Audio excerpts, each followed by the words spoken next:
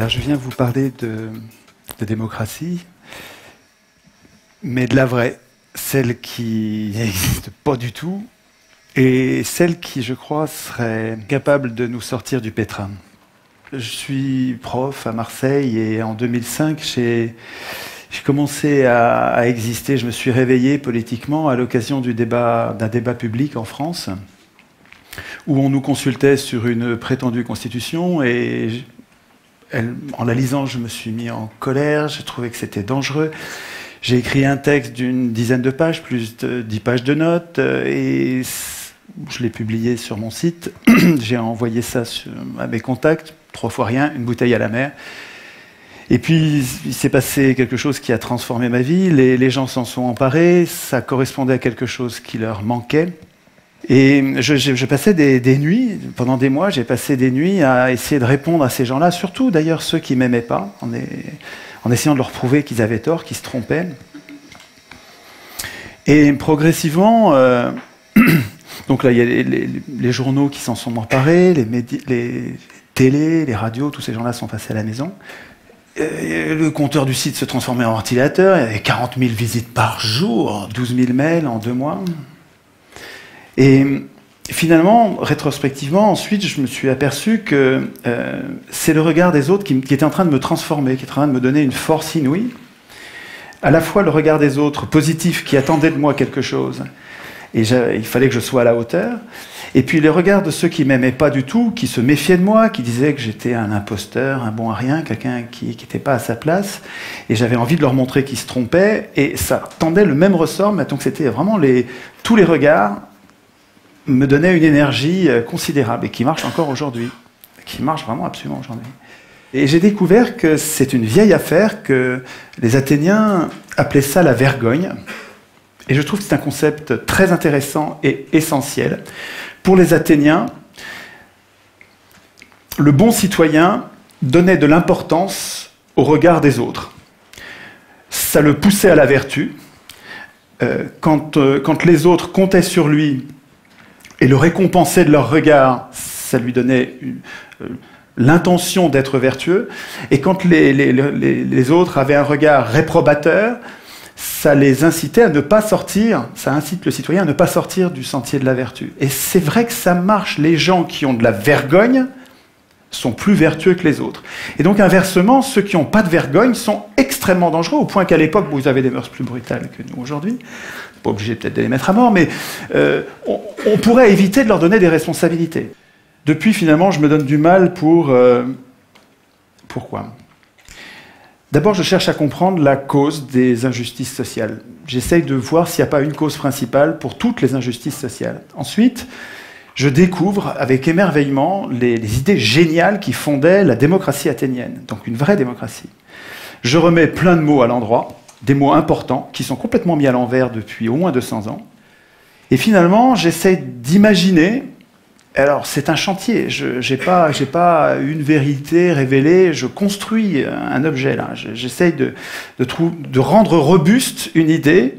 Je cherche à penser des institutions, de bonnes institutions, qui nous protégeraient tous contre les abus de pouvoir.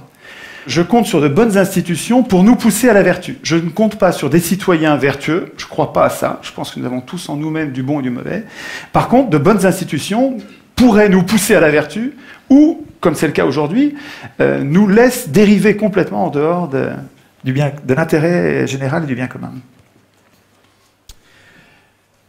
Pour chercher, j'utilise une méthode formidable que nous a conseillé un vieux monsieur, donc Hérodote, antique, un médecin, qui disait « chercher la cause des causes ». Et je me sers de ça tout le temps. Pourquoi il disait ça ? Il disait, quand on a un problème, quand il y a un mal à soigner, évidemment, ne vous en prenez pas aux conséquences. Vous ne réglerez pas le problème. Ne vous en prenez même pas aux causes. Elles sont multiples, tout est multifactoriel. C'est pas ça. Il vaut mieux chercher parmi toutes les causes la cause, s'il y en a une, au moins une des causes déterminantes, c'est-à-dire celle qui détermine les autres causes. Et c'est celle-là qu'il nous faut. C'est ça que je cherche. Alors, je partage avec tous les copains résistants, je rencontre, depuis que je fais de la politique, je rencontre plein de gens qui résistent depuis toujours, et je partage avec eux, évidemment, toutes ces luttes, et j'ai fait un schéma pour vous montrer la variété des sujets sur lesquels les gens résistent. Et donc j'ai fait ça sous forme d'arbre, et l'arbre montre, enfin, ça permet de montrer que je m'étonne que tous ces résistants s'en prennent à des choses importantes, mais qui ne sont que des conséquences. Et je trouve que personne n'essaye de comprendre la cause de tout ça. Et il me semble que j'ai trouvé, alors je me trompe peut-être, mais j'ai l'impression d'avoir trouvé une cause commune à toutes ces impuissances et à toutes ces injustices. Donc je pars des conséquences, les injustices sociales, j'essaye de comprendre d'où elles viennent. Il me semble qu'elles viennent de l'absence de contrôle des pouvoirs qui produisent une impuissance populaire, et je pense que s'il y a des injustices sociales, c'est parce que les gens bien, les gens normaux, n'ont pas le pouvoir de résister. Tous ces gens qui résistent et que je connais, tous ces militants, ils résistent, ils passent toute leur vie à se bagarrer, ils ne changent rien. Comment ça se fait? Parce que leur impuissance politique leur interdit d'agir. Mais d'où elle vient, cette impuissance politique? Pour ce que j'en analyse, je pense que cette impuissance politique vient de la Constitution, du texte qui fait que les élus ne sont pas révocables, ils n'ont pas de compte à rendre, on ne peut pas choisir nos candidats, on n'a pas de référendum d'initiative populaire, de notre initiative, nous ne pouvons décider de rien. La monnaie, on la laisse privatiser parce que dans la Constitution, il n'y a rien pour obliger au fait qu'elle soit publique, etc., etc. Je n'ai pas le temps de développer, mais dans la Constitution, toutes nos impuissances sont programmées. Ça ne vient pas du ciel, c'est écrit quelque part. Alors, j'essaye toujours de comprendre quelle est la cause des causes, quelle est la cause de cette cause. Qu'est-ce qui fait que, partout dans le monde, toutes les constitutions programment l'impuissance des peuples? C'est pas un complot, ça peut pas être un complot, pas tout le temps et dans tous les pays. C'est pas ça, c'est autre chose. C'est un processus universel qui doit avoir une cause universelle. Et il me semble que ce qui fait que toutes ces constitutions sont mauvaises, qu'elles programment l'impuissance des gens, au lieu de programmer notre puissance, et au lieu de nous garantir contre les abus de pouvoir, elles programment notre impuissance, je pense que c'est parce que ceux qui écrivent la Constitution, les auteurs constituants, ceux qui écrivent la Constitution ont un intérêt personnel à ne pas écrire de bonnes constitutions, à ne pas écrire notre puissance. Et ils sont jugés partis, ce sont des professionnels de la politique. Et cette cause-là, là on est proche de la cause des causes, c'est pas leur faute, c'est pas eux qui sont des pourris, c'est nous qui les laissons écrire. Pour comprendre l'importance de cette erreur, il faut que je rappelle qu'est-ce que c'est qu'une constitution. Les peuples, nous, depuis longtemps, depuis 2500 ans, avons besoin de mettre au-dessus de nous des représentants pour produire et appliquer un droit écrit qui nous protège contre l'arbitraire des plus forts.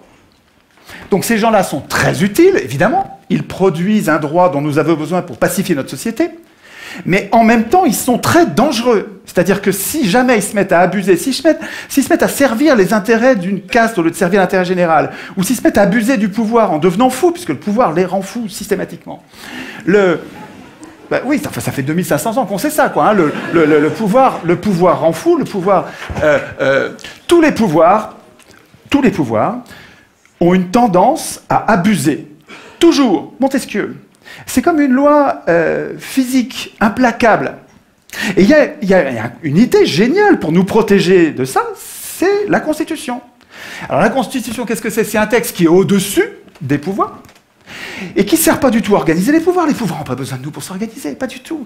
La Constitution, tous les citoyens devraient savoir ça. La Constitution, ça sert à affaiblir les pouvoirs. Ça sert à inquiéter les pouvoirs pour nous protéger, nous. Nous protéger, nous, contre les abus de pouvoir. Mais attendez, si les représentants doivent craindre la Constitution, il ne faut pas qu'ils l'écrivent eux-mêmes. Sinon, s'ils l'écrivent eux-mêmes, ils vont programmer leur puissance et notre impuissance. Enfin, un enfant comprend ça.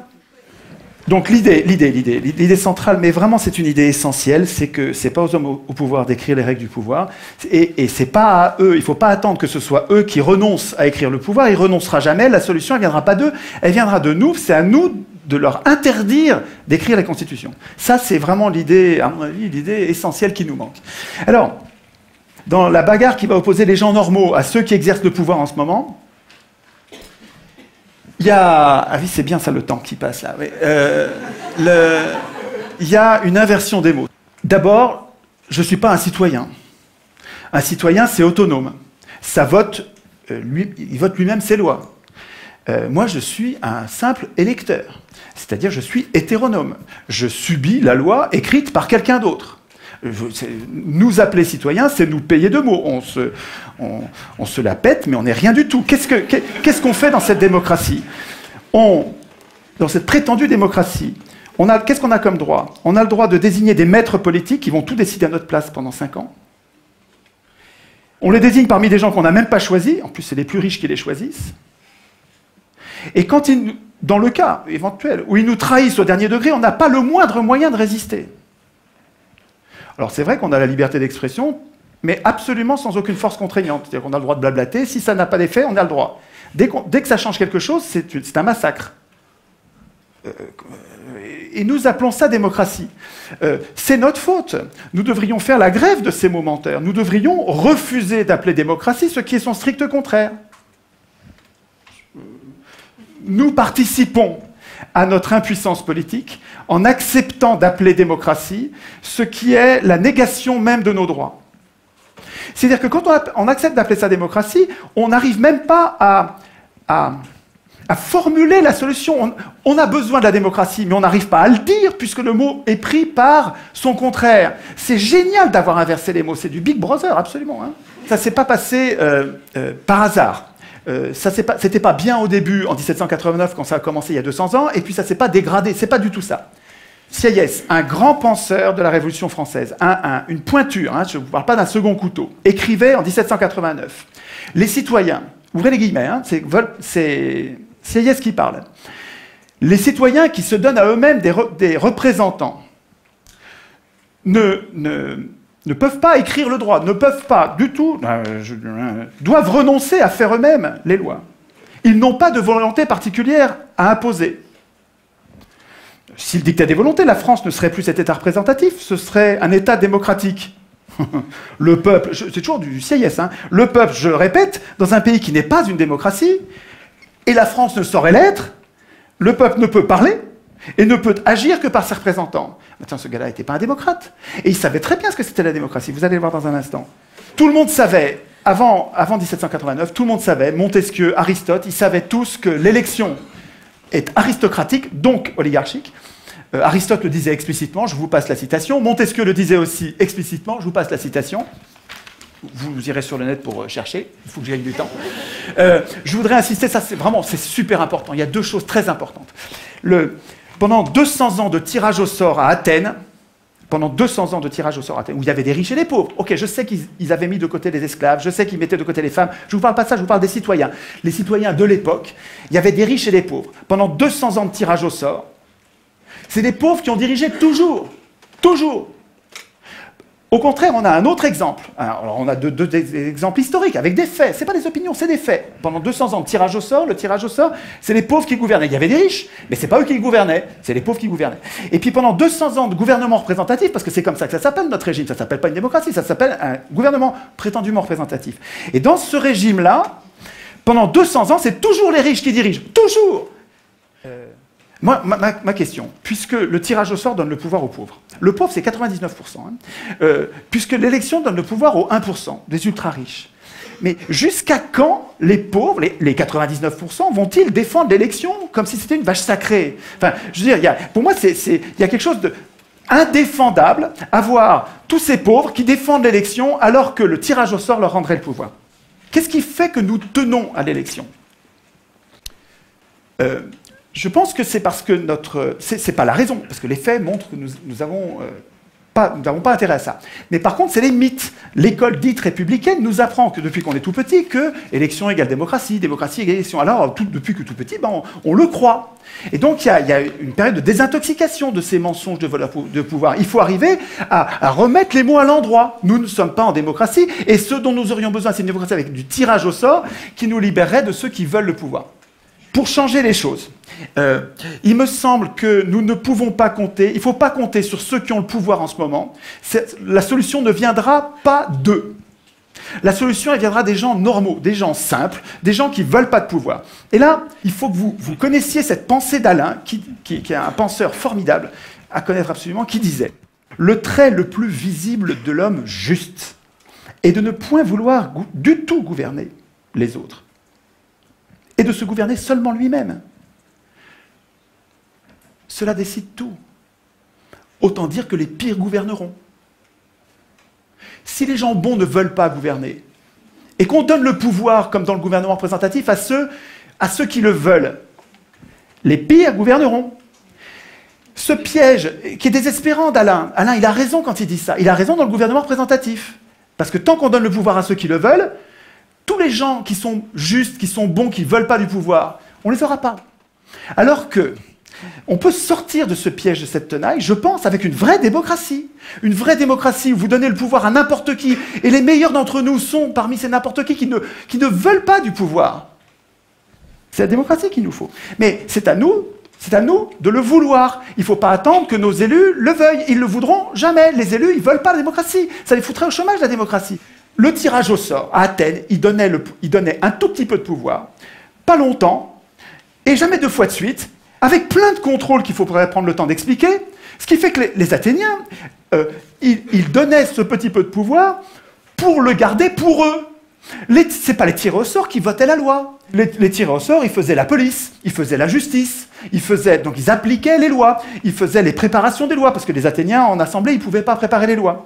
Et parce que les représentants étaient affaiblis par le tirage au sort, les citoyens avaient la garantie qu'il restait le souverain. Il ne faut pas craindre le tirage au sort. Nous serions, nous tous, bien plus puissants avec un système de tirage au sort qui ferait que nos représentants restent nos serviteurs et ne pourraient pas devenir nos maîtres. J'aurais un mot pour finir. Juste un mot. Je suis désolé, allez sur le message.org qui a été fait par l'un d'entre vous. Il me semble que nous devrions, comme des virus, à la base, sans attendre que des médias ou des gens puissants se passent quelque chose, il faut qu'à la base, nous passions le mot entre nous en disant « il ne faut plus que l'Assemblée constituante soit élue, il faut absolument que l'Assemblée constituante soit tirée au sort ». De là, tout va découler. Je pense que cette idée est valable pour toute la Terre. Je vous remercie de votre attention.